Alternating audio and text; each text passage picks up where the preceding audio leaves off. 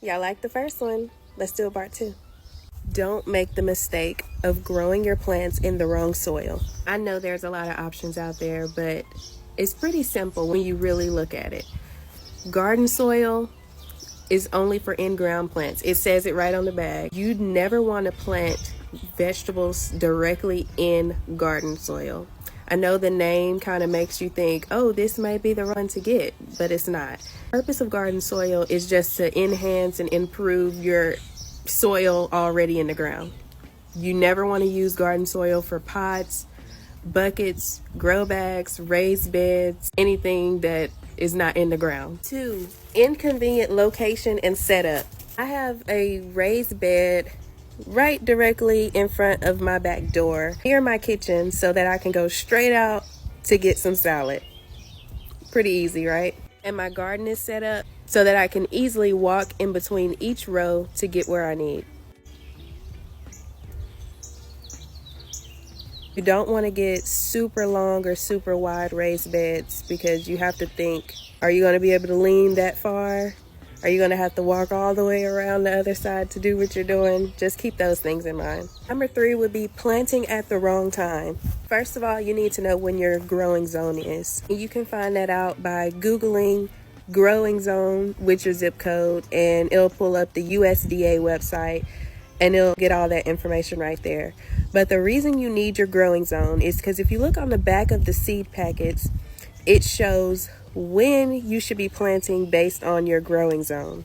Some seed packets will say sow 6 to 8 weeks before your last frost date, and your last frost date and first frost date is what you're going to find out once you know your growing zone. Next is overwatering and underwatering. When I first started gardening, I purchased this moisture meter or plant tester, soil tester, whatever you want to call it. But I ordered it straight from Amazon. It was definitely a saver for me. Now that I've been growing for so long, I know that you can just put your finger into to the first inch of the soil, and if it's dry, chances are you need to water. But just to be sure, get this. It measures the moisture in the soil, the pH of the soil, the amount of light that the plant is getting. All you do is just stick it in the soil where the roots are, and it tells you everything you need to know. And I would say the last one for today would be not fertilizing.